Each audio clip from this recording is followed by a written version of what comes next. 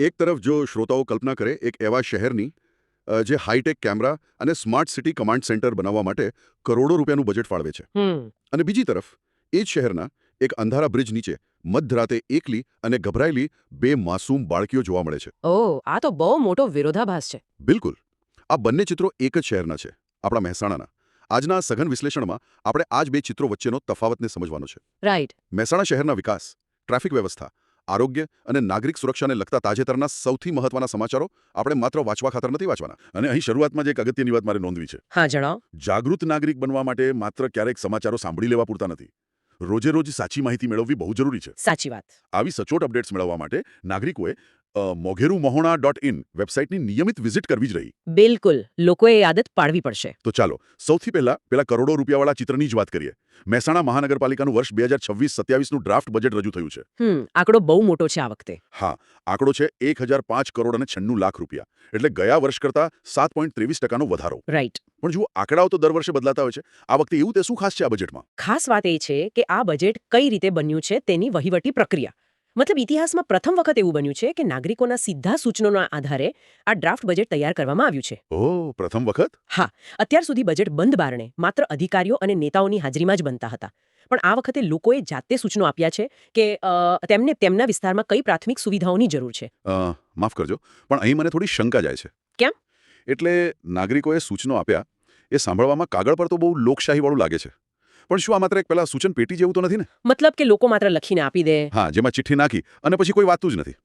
કઈ રીતે નક્કી થાય કે લોકોના ટેક્સના પૈસા ખરેખર તેમની ઈચ્છા મુજબ સાચી જગ્યાએ જઈ રહ્યા છે? જુઓ, એ બહુ વ્યાજબી અને પ્રેક્ટિકલ પ્રશ્ન છે, અને તેનો જવાબ બજેટની ફાળવણીના આંકડાઓમાં જ છુપાયેલો છે. અચ્છા, કેવી રીતે? જો આ માત્ર બેખાડો હોત ને તો પૈસા કોઈ મોટા બિનજરૂરી અને માત્ર દેખાવ ખાતર ઉભા કરાતા પ્રોજેક્ટ્સમાં ફાળવાયા હોત. પણ અહીં સૌથી વધુ રકમ એટલે કે 317 કરોડ રૂપિયા માત્ર ગટર, પાણી અને રસ્તા પાછળ ફાળવવામાં આવ્યા છે. ઓહ, એટલે પાયાની સુવિધાઓ. બિલકુલ, આ 3 પાયાની સુવિધાઓ છે. આ દર્શાવે છે કે લોકોએ જે રોજિંદી સમસ્યાઓ કહી તેને ખરેખર પ્રાધાન્ય આપવામાં આવ્યું છે. રાઈટ. આપણે આને એક પરિવારના બજેટ સાથે સરખાવી શકીએ. જેમ ઘરમાં ડાઇનિંગ ટેબલ પર આખો પરિવાર બેસીને ચર્ચા કરે કે આ મહિને પૈસા ક્યાં ખર્ચવા છે. બરાબર. અને ઘરના વડા માત્ર એકલા નિર્ણય નથી લેતા. આ પ્રક્રિયા કંઈક એવી જ છે. આ કોઈ જૂના સ્માર્ટફોનની ઓપરેટિંગ સિસ્ટમ અપડેટ કરવા જેવું પણ છે. હા, બહુ સરસ ઉદાહરણ છે. એટલે જ્યારે સિસ્ટમ અપડેટ થાય ને ત્યારે અંદરના ફીચર્સ વધારે સારા બને. બજેટમાં બીજું પણ ઘણું છે જે આ ફીચર્સ જેવું છે. જેમ કે નવી ટીપી સ્કીમ, 16 નવા ગામોનો પાલિકા વિસ્તારમાં સમાવેશ અને તેમની સુવિધા માટે 20 કરોડ રૂપિયા. હા, એ બહુ મોટો નિર્ણય છે. ઉપરાંત ગ્રીન રિંગ રોડ માટે 8 કરોડ અને smart city command and control centre માટે 12 કરોડ. બરાબર. પણ આ ટીપી સ્કીમ એટલે શું? સામાન્ય નાગરિકના મનમાં પ્રશ્ન થાય કે આનાથી શહેરની ભૂગોળમાં શું ફેર પડશે? પીપી સ્કીમ એટલે કે ટાઉન પ્લાનિંગ સ્કીમ. એની પાછળનું વિજ્ઞાન સમજવા જેવું છે. જણાવો. જ્યારે કોઈ શહેર ઝડપથી વિસ્તરે છે ને ત્યારે જો કોઈ આગોતરું પ્લાનિંગ ન હોય તો ગમે ત્યાં મકાનો બની જાય, સાંકડી ગલીઓ રહી જાય અને ટ્રાફિકની કાયમી સમસ્યા ઊભી થાય. હા, એ તો આપણે ઘણા શહેરોમાં જોઈએ છીએ. રાઈટ. તો ટીપી સ્કીમ લાગુ થવાથી જમીનનું એક સપ્રમાણ અને વૈજ્ઞાનિક ઢબે વિભાજન થાય છે. ભવિષ્યના પહોળા રસ્તાઓ, બગીચા, શાળાઓ અને હોસ્પિટલ માટે પહેલેથી જમીન અનામત રાખવામાં આવે છે. ઓહ, એટલે ભવિષ્યનું પ્લાનિંગ અત્યારથી જ. બિલકુલ. અને જે 16 નવા ગામો ભળ્યા છે તેમના માટે આ બહુ મોટો બદલાવ છે. ગ્રામ પંચાયતમાંથી સીધા મહાનગરપાલિકામાં આવવું એટલે તેમના પર ટેક્સનું માળખું તો બદલાશે. ટેક્સ વધશે. હા, પણ સામે આ 20 કરોડ રૂપિયાથી ડ્રેનેજ અને સ્ટ્રીટ લાઇટ જેવી પાકી શહેરી સુવિધાઓ પણ ઊભી થશે. રાઈટ. અને પેલું કમાન્ડ એન્ડ કંટ્રોલ સેન્ટર, જો લોકો તેને મનમાં વિઝ્યુઅલાઇઝ કરે તો એક મોટો હાઈટેક રૂમ જેમાં વિશાળ સ્ક્રીન પર આખા શહેરના રસ્તાઓ પર લાગેલા કેમેરાનું લાઈવ ફીડ દેખાતું હોય. હા, એકદમ ફિલ્મોમાં હોય એવું. બરાબર. એક તરફ 317 કરોડના ખર્ચે પહોળા અને લીસા રસ્તાઓ બની રહ્યા છે અને બીજી તરફ 12 કરોડના ખર્ચે આ કેમેરા લાગી રહ્યા છે. પણ અહીં જ એક મોટો મનોવૈજ્ઞાનિક વિરોધાભાસ ઊભો થાય છે. કેવો વિરોધાભાસ? રસ્તાઓ ભલે પહોળા અને આધુનિક બની જાય પણ તે રસ્તાઓ પર નાગરિકોની સલામતી કેટલી? અરે હા, એ સૌથી મોટો પ્રશ્ન છે. કારણ કે આપણે સૌ જાણીએ છીએ કે માળખાગત રીતે પહોળા અને ખુલ્લા રસ્તાઓ ડ્રાઈવરોને અજાણતા જ ઓવરસ્પીડિંગ કરવાનું આમંત્રણ આપે છે. બિલકુલ સાચી નસ પકડી. સારા ઇન્ફ્રાસ્ટ્રક્ચરની સૌથી મોટી સાઇડ ઇફેક્ટ આ જ છે. એ માર્ગ સુરક્ષાની કડવી વાસ્તવિકતા તરફ દોરી જાય છે. આ જ સંદર્ભમાં મહેસાણાની વ્યસ્ત રાધનપુર ચોકડી પર એક નવો નિયમ લાગુ કરાયો છે. અચ્છા, કયો નિયમ? ઉનાળાના સમય મુજબ હવે ત્યાં ટ્રાફિક સિગ્નલનો નવો સમય અમલી બન્યો છે. ઓહ, ટાઈમિંગ બદલાયા છે? હા, સવારે 9 થી બપોરે 12:30 અને સાંજે 4:30 થી રાત્રે 8 વાગ્યા સુધી સિગ્નલ ફરજિયાત ચાલુ રહેશે. બરાબર. અને જો કોઈ નિયમ તોડશે તો પેલા કમાન્ડ સેન્ટરના કેમેરાથી ઓટોમેટિક ઈ-મેમો જનરેટ થઈને સીધો વાહન ચાલકના ઘરે પહોંચી જશે. આ સમય બદલવા પાછળનું લોજિક સ્પષ્ટ છે. પહેલા બોર્ડની પરીક્ષાઓ હતી એટલે સમય અલગ હતો. હા, ત્યારે બપોરે પણ ચાલુ રાખવા પડતા. બરાબર. પણ હવે ઉનાળો છે એટલે બપોરના સમયે કાળઝાળ ગરમીમાં સિગ્નલ પર ઊભા રહેવું મુશ્કેલ છે. તેથી બપોરે સિગ્નલ બંધ રાખવાનો આ વહીવટી નિર્ણય લેવાયો છે. એ સારી વ્યવસ્થા છે. જો શ્રોતાઓ તે ટ્રાફિક સિગ્નલ પર ઊભેલા વાહનોની લાઇન વિઝ્યુઅલાઇઝ કરે અને કોઈ લાલ લાઇટ કુદાવે તો તરત જ સિસ્ટમ તેની નંબર પ્લેટ સ્કેન કરી લે છે. હા, એકદમ ઓટોમેટિક. પણ મારો પ્રશ્ન એ છે કે શું 500 કે 1000 રૂપિયાનો ઈ-મેમો ખરેખર એક બેફામ ડ્રાઈવરને રોકી શકે છે? આપણે ફક્ત દંડથી ડરીને નિયમો પાડીશું કે સ્વયં શિસ્ત લાવીશું? જો આ જ સૌથી મોટી ત્રુટિ છે આપણી સિસ્ટમમાં. ઈ-મેમો એ માત્ર દંડ વસૂલવાની એક યાંત્રિક પ્રક્રિયા છે. તે કોઈના મગજમાં ટ્રાફિક સેન્સ ઊભી કરી શકતી નથી. સાચી વાત છે. અને આ જ કારણસર રાધનપુર રોડ પર એક અત્યંત હૃદયદ્રાવક અને ગંભીર ઘટના બની. અરે શું થયું? એક બેફામ ઓવરસ્પીડિંગ કરતા વાહનની અડફેટે એક નિર્દોષ નાની બાળકીનું કમકમાટીભર્યું મોત નીપજ્યું. ઓહ, આ ખરેખર બહુ દુઃખદ છે. હા, આ ઘટના દર્શાવે છે કે જ્યારે માળખાગત સુવિધાઓ વધે છે પણ લોકોની માનસિકતા નથી બદલાતી ત્યારે તેનું પરિણામ કેટલું ઘાતક આવી શકે છે. બિલકુલ. સારા રસ્તાઓનો અર્થ એ નથી કે તેને રેસ્ટ્રેક્ટ સમજી લેવામાં આવે. એ જ તો સમજવાનું છે. મેં એવું પણ સાંભળ્યું છે કે આ ઘટના બાદ જ એસપીજી ગ્રુપ અને સ્થાનિક રહીશો દ્વારા કલેક્ટરને આવેદનપત્ર આપીને કડક કાર્યવાહીની માંગ કરવામાં આવી છે. કોનો રોષ વ્યાજબી છે? એક તરફ સ્પીડ ગન લઈને ચેકિંગ કરતા પોલીસ કર્મીઓ અને અકસ્માત નિવારણના સાઇનબોર્ડ્સ છે અને બીજી તરફ આવી ગંભીર ઘટનાઓ. અહીં સરકાર અને નાગરિકો બંનેની ભૂમિકા પર મોટો પ્રશ્નાર્થ ઊભો થાય છે. આ મામલે સ્પષ્ટપણે બે વસ્તુઓ થવી જરૂરી છે. કઈ બે વસ્તુઓ? પહેલું, નાગરિકોમાં ટ્રાફિક નિયમો પ્રત્યે સ્વયં શિસ્ત આવવી જોઈએ. અને બીજું, જે સરકારની સીધી જવાબદારી છે. બરાબર. સરકારે હવે માત્ર આર્થિક દંડ પૂરતું સીમિત ન રહેવું જોઈએ. તો શું કરવું જોઈએ? જ્યારે કોઈ વ્યક્તિ ઓવર સ્પીડિંગ કરીને કોઈનો જીવ જોખમમાં મૂકે છે ત્યારે તે માત્ર ટ્રાફિક નિયમનો ભંગ નથી કરતો, તે એક ગુનો કરે છે. એકદમ સાચું. આવા બેદરકાર વાહન ચાલકોના લાયસન્સ માત્ર સસ્પેન્ડ નહીં પણ કાયમી ધોરણે રદ કરવા જેવા આકરા અને દાખલારૂપ પગલાં લેવા જ પડશે. જ્યાં સુધી કાયદાનો ડર ઊભો નહીં થાય ત્યાં સુધી આ સામાજિક દૂષણ અટકશે નહીં. એકદમ વ્યાજબી વાત છે. અને જુઓ, જ્યારે રસ્તા પર આવો કોઈ ગંભીર અકસ્માત થાય છે ને ત્યારે પરિવાર પર બેવડી મુસીબત આવી પડે છે. હા, શારીરિક અને આર્થિક બંને. બરાબર. એક તરફ સ્વજનને બચાવવાની ચિંતા અને બીજી તરફ હોસ્પિટલનું લાખો રૂપિયાનું મેડિકલ બિલ. આ આરોગ્ય સુરક્ષાના મુદ્દે હાલમાં આપણી સામે બે તદ્દન અલગ ચિત્રો છે. એક ચિત્ર છે જેમાં સરકારની યોજનાથી ગરીબને જીવનદાન મળે છે અને બીજું ચિત્ર છે જ્યાં ખાનગી કંપનીઓની મનમાની જોવા મળે છે. ચાલો આપણે પહેલા એ હકારાત્મક ચિત્રની વાત કરીએ. હા, એ જરૂરી છે. ભારત સરકારની પીએમ રાહત એટલે કે PMRAHT યોજના અંતર્ગત આખા ગુજરાતનો સૌપ્રથમ કેશલેસ ક્લેમ મહેસાણા જિલ્લામાં મંજૂર થયો છે. ઓહ, આખા ગુજરાતમાં પહેલો? હા. કડી તાલુકાના ગોઠિયા ગામના અમૃતભાઈ નામના યુવાનને માર્ગ અકસ્માતમાં ગંભીર ઈજા થઈ. તેમને તાત્કાલિક હોસ્પિટલમાં દાખલ કરાયા અને તેમની ઓર્થોપેડિક સર્જરી થઈ. અને અહીં સૌથી રસપ્રદ બાબત એ છે કે આ સારવારનો ખર્ચ 47,300 રૂપિયા હતો. જે નાની રકમ નથી. બિલકુલ. પરંતુ આખી પ્રક્રિયા TMS પોર્ટલ દ્વારા સંપૂર્ણપણે કેશલેસ થઈ. દર્દીના પરિવારે 1 રૂપિયો પણ આપવો ન પડ્યો. અરે વાહ, આ તો બહુ મોટી રાહત કહેવાય. હા, પેલા TMS પોર્ટલે બેકગ્રાઉન્ડમાં સીધી જ હોસ્પિટલ અને સરકાર વચ્ચે બિલની પતાવટ કરી દીધી. યોજના હેઠળ પ્રથમ 7 દિવસમાં 1.5 લાખ રૂપિયા સુધીની સારવાર મફત મળે છે. રાઈટ. જો લોકો હોસ્પિટલની બહાર ઉભેલા એ ગરીબ પરિવારને વિઝ્યુઅલાઇઝ કરે તો તેમના માટે આ 47,000 રૂપિયાનો ખર્ચ એક પહાડ જેવો હતો. જે સરકારની યોજનાએ હટાવી દીધો. બરાબર છે. પણ અહીં મારે એક પ્રશ્ન પૂછવો છે. પૂછો. આ 7 દિવસની લિમિટ કેટલી પ્રેક્ટિકલ છે? જો ઓર્થોપેડિક સર્જરી હોય તો દર્દીને સાજા થવામાં મહિનાઓ લાગી શકે છે. તો 8મા દિવસે શું? જો, તમારો પ્રશ્ન બિલકુલ વાસ્તવિક છે. લાંબા ગાળાની સારવાર માટે આ યોજના પૂરતી નથી. પરંતુ આ યોજનાનો મૂળ ઉદ્દેશ્ય સમજવો જરૂરી છે. તબીબી વિજ્ઞાનમાં એક કન્સેપ્ટ છે જેને ગોલ્ડન આવર એટલે કે ગોલ્ડન કલાક કહે છે. અચ્છા. અકસ્માત પછીનો શરૂઆતનો સમય સૌથી કટોકટીભર્યો હોય છે. એ સમયે હોસ્પિટલો સામાન્ય રીતે દર્દીની સારવાર કરતા પહેલા પોલીસ કેસ કે ડિપોઝિટના પૈસા માંગતી હોય છે. હા, અને એમાં જ ઘણો સમય બગડે છે. બિલકુલ. અને જેમાં ક્યારેક દર્દીનો જીવ જતો રહે છે. પીએમ રાહત યોજના એક ગોલ્ડન આવરમાં પૈસાના અભાવે કોઈનો જીવ ન જાય તેની ગેરંટી આપે છે.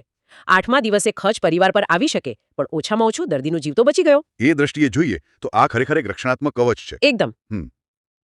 પણ આ તો થઈ સરકારી રાહતની વાત. હવે પેલા બીજા ચિત્ર તરફ જઈએ જે દેશની સંસદમાં રાજ્યસભામાં ઊભું થયું છે. મેડિકલ ઇન્સ્યોરન્સ વિશે. હા, રાજ્યસભામાં સાંસદ મયંક નાયકે એક બહુ જ સળગતો પ્રશ્ન ઉઠાવ્યો છે જે મધ્યમ વર્ગની ઊંઘ હરામ કરી રહ્યો છે. જી, મેં પણ આ સમાચાર વાંચ્યા હતા. તેમણે સંસદમાં ખાનગી આરોગ્ય વીમા કંપનીઓ એટલે કે પ્રાઇવેટ હેલ્થ ઇન્સ્યોરન્સ કંપનીઓ દ્વારા પ્રીમિયમમાં થઈ રહેલા સતત અને મનમાની વધારાનો મુદ્દો ઉઠાવ્યો છે. બરાબર. જુઓ, મેડિકલ ઇન્ફ્લેશન એટલે કે તબીબી મોંઘવારી વધી રહી છે તે સાચું. પરંતુ આ કંપનીઓ દર વર્ષે કોઈ જ પારદર્શક કારણ વિના પ્રીમિયમમાં 40 થી 50% સીધો વધારો ઝીંકી દે છે. 50%? આ તો લૂંટ કહેવાય. બિલકુલ. અને એટલે જ સાંસદ નાયકે સરકાર પાસે સ્પષ્ટ જવાબ માંગ્યો છે કે આવી કંપનીઓ પર નિયંત્રણ લાવવા માટે સરકાર કયા માપદંડો નક્કી કરી રહી છે. આ ખરેખર એક મોટો વિરોધાભાસ છે.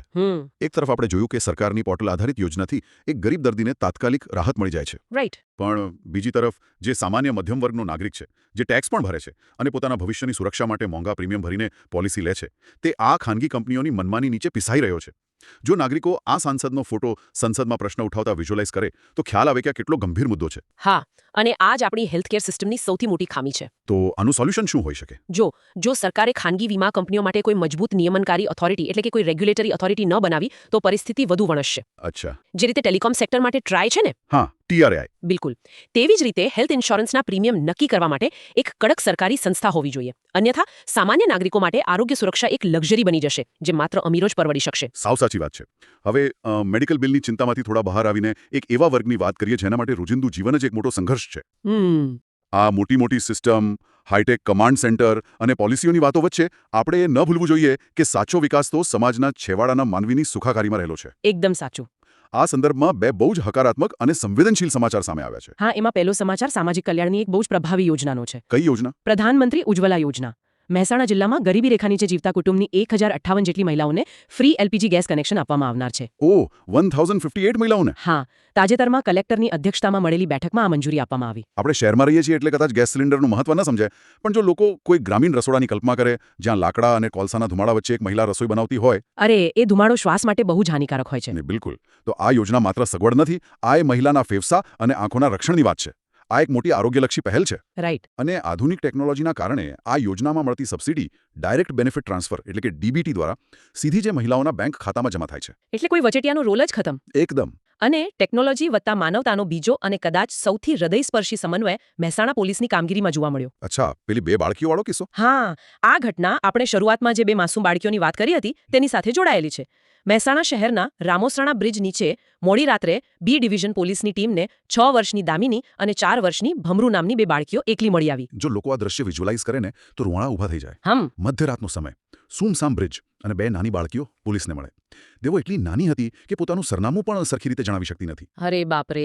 પોલીસે તરત જ મહિલા પોલીસ કર્મીઓને બોલાવી બાળકીઓને સુરક્ષિત ચિલ્ડ્રન રૂમમાં આશરો આપ્યો. જો માત્ર કોઈ રૂટીન પેટ્રોલિંગ નહોતું, મોડી રાત્રે અવાવરૂ જગ્યાએ 2 બાળકીઓ હોવી એ અત્યંત જોખમી સ્થિતિ હતી. બહુ જ જોખમી. જો પોલીસની ટીમ એલર્ટ ન હોત તો કદાચ કોઈ અપહરણ કે શારીરિક શોષણ જેવી ગંભીર ઘટના બની શકી હોત. સાચી વાત. પણ ખરી કામગીરી તો એ પછી શરૂ થઈ.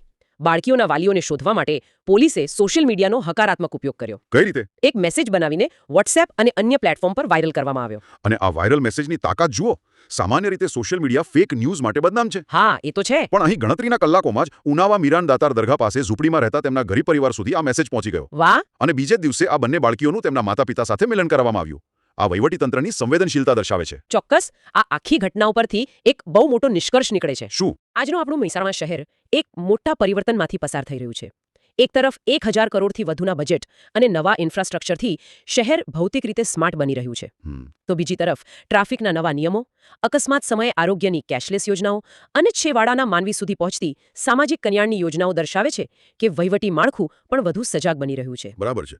આજના આ આખા વિશ્લેષણનો સારાંશ કાઢીએ તો એટલું જ સમજાય છે કે ટેકનોલોજી અને બજેટ ત્યારે જ સફળ થાય છે જ્યારે તેનો ઉપયોગ યોગ્ય રીતે અને યોગ્ય દિશામાં થાય. સાચી વાત. પછી ભલે તે કેમેરા દ્વારા ટ્રાફિક કંટ્રોલ કરવાનો હોય, DBT દ્વારા સબસિડી આપવાની હોય કે સોશિયલ મીડિયા દ્વારા કોઈનો જીવ બચાવવાનો હોય. અને આ જ વાતને આગળ વધારતા મારે શ્રોતાઓ સમક્ષ એક બહુ જ ઊંડો પ્રશ્ન મૂકવો છે. હા, ચોક્કસ. આપણે જોયું કે હાઈટેક કેમેરા સેકન્ડોમાં ઈ-મેમો જનરેટ કરી શકે છે અને સોશિયલ મીડિયા ગણતરીના કલાકોમાં ખોવાયેલા બાળકોને શોધી શકે છે. ટેકનોલોજી તો આવી ગઈ છે. પણ જો નાગરિકોની ભાગીદારીથી આખા શહેરનું આટલું મોટું બજેટ બની શકતું હોય તો શું શહેરીજનો પોતાની શેરીઓ અને રસ્તાઓની સુરક્ષા માટે જાતે જ એક નાગરિક કમાન્ડ સેન્ટર ન બની શકે? ઓહ, આ બહુ મોટો વિચાર છે. અત્યારે પ્રશ્ન એ નથી કે મહેસાણા શહેર તેના નાગરિકો માટે પૂરતું સ્માર્ટ છે કે નહીં. ખરો પ્રશ્ન એ છે કે શું નાગરિકો આ સ્માર્ટ ટેકનોલોજી સાથે કદમ મિલાવવા માટે માનસિક રીતે તૈયાર છે ખરા? આ ખરેખર વિચારવા મજબૂર કરી દે તેવો અને આજના વિશ્લેષણનો સૌથી મોટો પાર્ટ છે. બિલકુલ. બજેટ, ઇન્ફ્રાસ્ટ્રક્ચર કે કેમેરા શહેરને માત્ર આધુનિક બનાવે છે, પરંતુ તેને સ્માર્ટ તો નાગરિકોની શિસ્ત જ બનાવી શકે છે. શ્રોતાઓએ આ વિચાર પર ચોક્કસ મંથન કરવું જોઈએ. કરવું જ જોઈએ. આવા જ ઊંડાણપૂર્વકના વિચારો અને પોતાના વિસ્તારની સચોટ, સાચી અને સૌથી મહત્વની અપડેટ્સ રોજે રોજ મેળવવા માટે નાગરિકોએ mogeruMehena.in વેબસાઇટની વિઝિટ કરવાનું ચૂકવું ન જોઈએ. રાઈટ. વધુમાં જો શ્રોતાઓને સમાચારોનું માત્ર લિસ્ટ જોવાને બદલે તેની પાછળનું આ પ્રકારનું ડીપ ડાઇવ વિશ્લેષણ પસંદ આવ્યું હોય તો અત્યારે જ મોઘેરુ મેહોણા YouTube ચેનલને સબસ્ક્રાઇબ કરવી રહી. હા, અને આ માહિતીને વધુમાં વધુ લોકો સુધી પહોંચાડવા માટે વિડીયોને લાઇક અને શેર અચૂકથી થવો જોઈએ. બિલકુલ. શહેરના વિકાસ અંગે, ટ્રાફિક વ્યવસ્થા અંગે કે આરોગ્ય સુવિધાઓ અંગે નાગરિકોના શું સૂચનો છે તે કોમેન્ટ સેક્શનમાં ચોક્કસ જણાવી શકાય છે. હા, લોકોનો અભિપ્રાય બહુ જ જરૂરી છે. આજના આ સઘન વિશ્લેષણમાં જોડાવા બદલ સૌનો આભાર. ફરી મળીશું એક નવા તર્કબદ્ધ એનાલિસિસ સાથે. જાગૃત રહો, સુરક્ષિત રહો.